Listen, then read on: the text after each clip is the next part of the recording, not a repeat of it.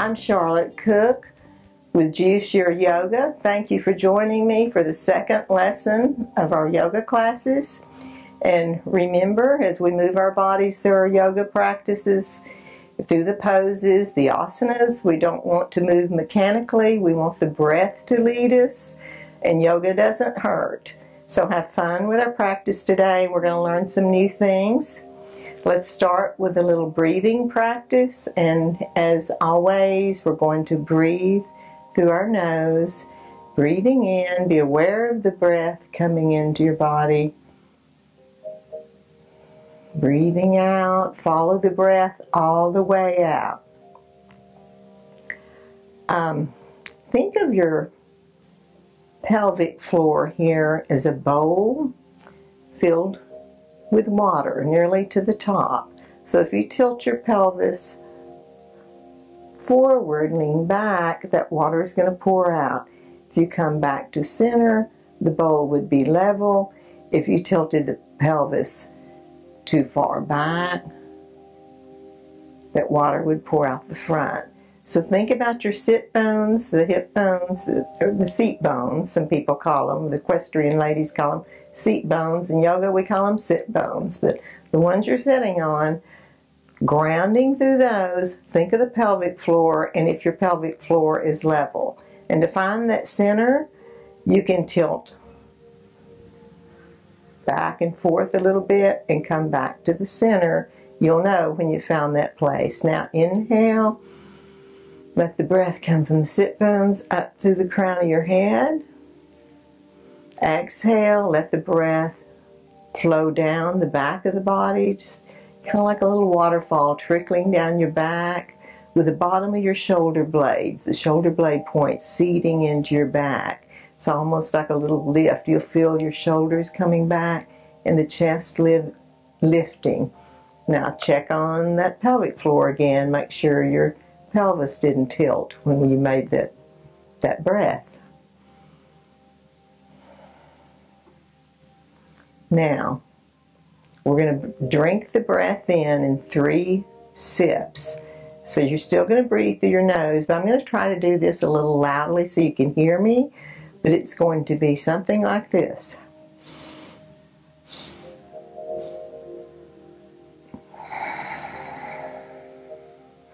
So you're breathing in 3 increments. Now do them short enough that you can do 3 parts. So you're inhale, inhale, inhale. Think about pouring the breath into a glass. Your torso, your body is your vessel. As you inhale, pouring the breath down into the lower part of the body, inhaling, inhaling all the way to the chest. And just as you were pouring that water out of the glass, you're going to exhale one long, smooth exhale. So let's do it together now.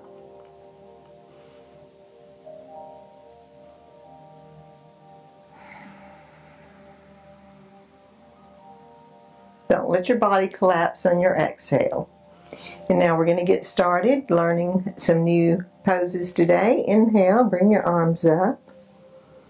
Lift up out of the hips. Exhale, let the arms float down to your side. And for those of you that need a chair, you can use a dining room chair or a folding chair that I've got here. We're going to learn downward facing dog today. That's a pose most people are familiar with that have never done yoga. So to begin with, let's come into a wide angle forward bend. And if you have some blocks or a blanket that you can roll up to make a bolster of to put in front of you, just something to bring the floor up a little closer to you, go ahead and get that. Take your hand and roll the thigh inward. That's aligning your knee with your foot. Flex your ankles so the toes are facing the ceiling. So just sitting here in wide angle, sitting up straight is going to be a stretch in your hamstrings for some of you. And depending on the time of day, you'll find in the morning classes can be a little more challenging because your bodies aren't warmed up than later in the day. So inhale and put your hands, your fingers, your index finger and thumb, here at the fold of your leg. That's what we call the hinge in yoga. Shoulders back. Inhale, and as you exhale, hinge forward, which means you're going to fold from that joint there at the legs attached to your torso. You may not come any further than this right here, and that's perfectly fine.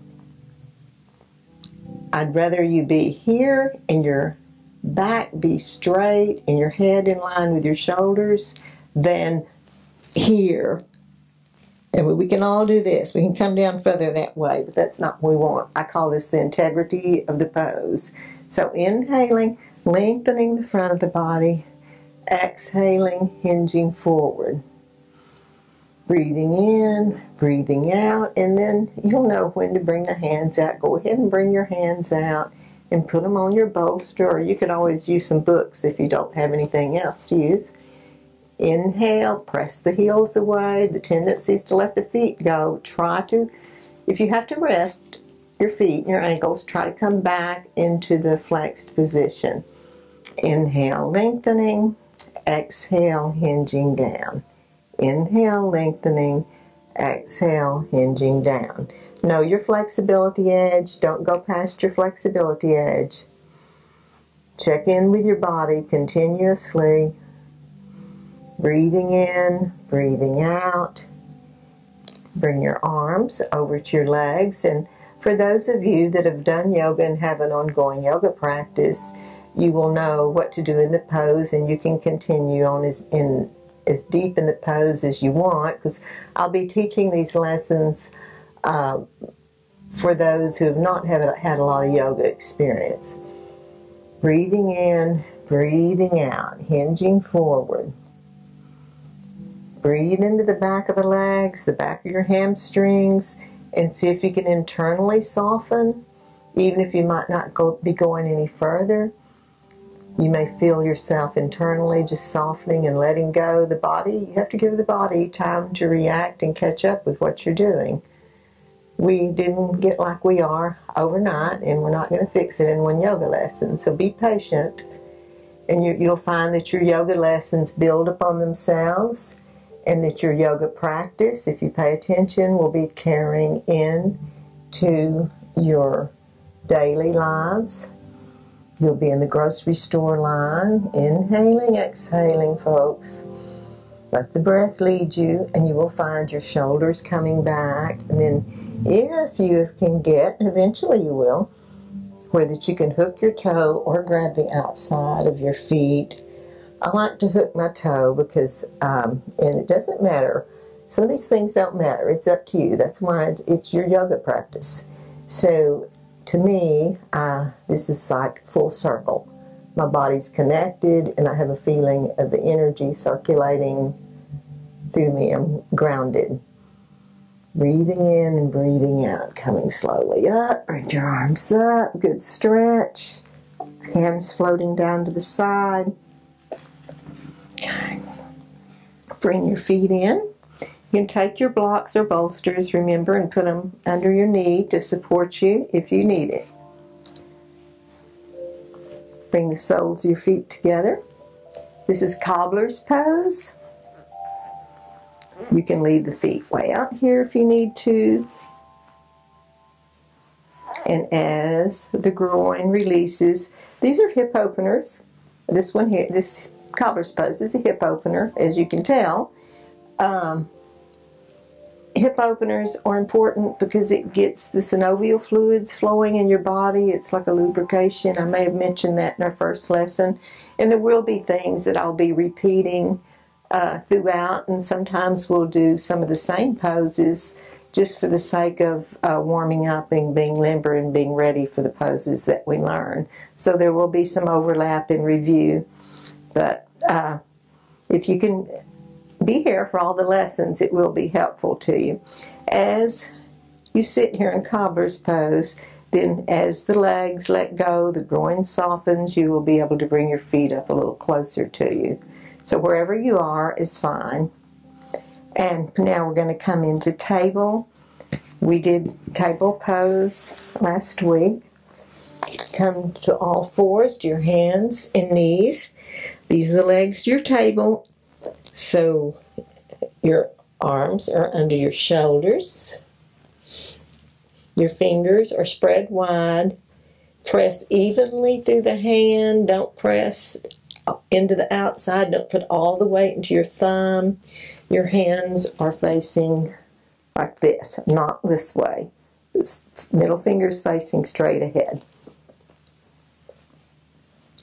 Space between the legs. The legs are hip width apart. Look through that space. Make sure that you can't see. We're going to do some of this here, I think. Make sure that you can't see your toes. If you can see your toes, and you need to bring your feet straight back behind you. Your feet are flat on the floor. If it hurts for your feet to be flat on the floor, you can take a little towel and roll it up and put it right there on your ankles. See, so your foot would be up a little higher like that until your feet get used to being flat on the floor. So inhale, head coming forward, tilting the pelvis. Exhale, tucking the tailbone under and pressing the chin down to the chest, bowing up like a Halloween cat.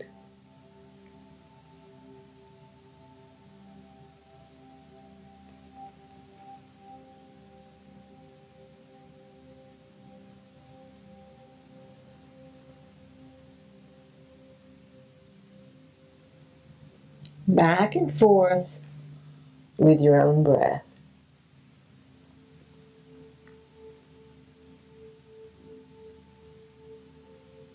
Then leave your hands where they are and press back as far as you can with your hips, trying to press the hips back to the heels without moving your hands. And we might not make it, but grip your mat, exhaling.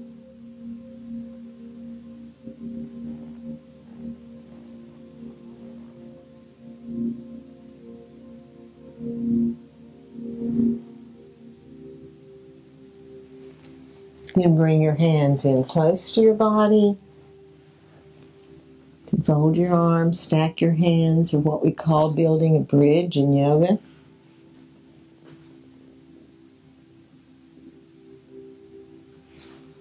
Remember your other variation is to bring the toes together and the knees apart so that you can get deeper into your child's pose.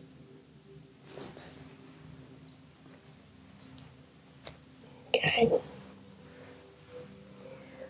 I'm going to show you the wrong way to do downward facing dog, and how that if you're a beginner that this is what will probably happen with you, and it makes it harder to do the pose, and it'll take a little practice. But we start in table. Okay. As I do these, I'm going to show you the difference and what it needs to look like. So you're going to inhale from the toes to start with.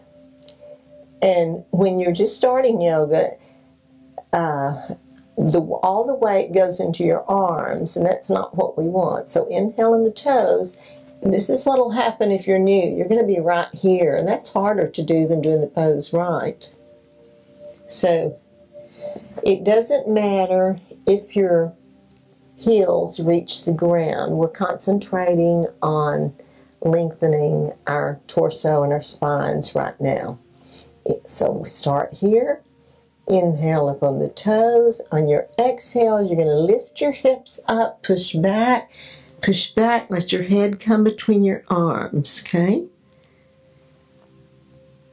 So you're feeling length in the side body. Pressing through the mat like you're trying to split the mat down the middle. And then back down and into child's pose. Okay, for those of you that lifted yourself up, and that's usually to new students, that's a scary pose, but you just take that inhale, lift those hips up to the air, and once you're half of the poses in yoga, it's the fear factor that gets us. You can do this. Inhale, exhale, lift the hips. Walk the feet back. Come down to your arms. It's a plank pose. Press the heels away. Exhale down to your knees. Flop the feet over. And walk back into your child's pose. Okay. Now, for those of you that can't get in the floor and you didn't get your hips up, take your chair. If you're using a chair, be very careful. You want your chair legs on a what we call a sticky mat in yoga. Or if you're on a carpet, it may not slide if you're in deep carpet, but you at least want some of the legs, the front legs, on your mat, or it might slide on you. So be careful and check out your chair first. But if you come into a standing position, come up, stand in front of your chair, and stand in mountain pose. We'll go over mountain in a moment a little bit more. So fold over to the chair and put your hands in your chair. This can be a dining room chair. Just make sure it's a sturdy chair and maybe with some weight that's not going to fall with you. And you're going to step back with your right foot, back with your left. Push the hips back just like we did from the floor. Your head come between your arms. Breathing in, breathing out, pushing the hips apart, away. If you feel your chair sliding, just step forward out of the pose. Step forward, back up to the chair, and then you would do it again. Back with the left foot first, then the right.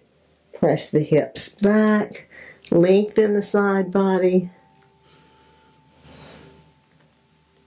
Step up with the left foot, up with the right, and come up. Okay, let's go over mountain pose or Tadasana, which all of our standing poses start here.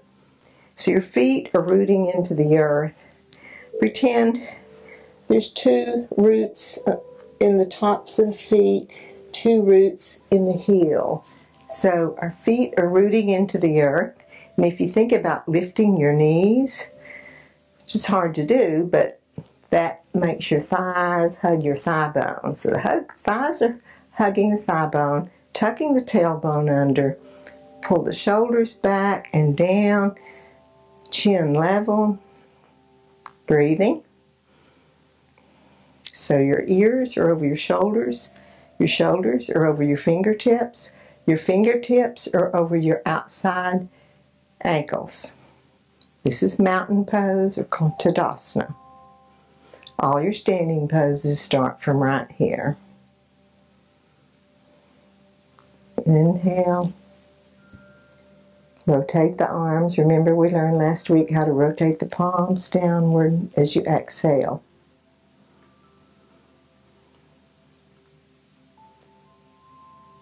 One more time.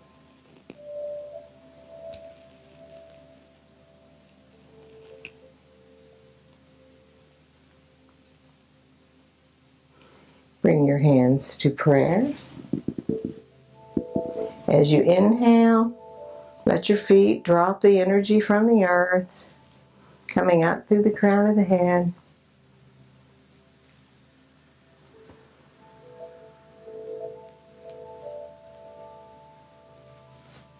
Breathing in, follow the breath all the way in.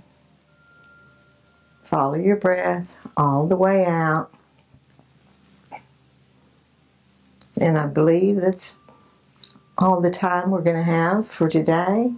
So we'll continue next week. I'm Charlotte Cook with GEUS Your Yoga. Thank you for joining me.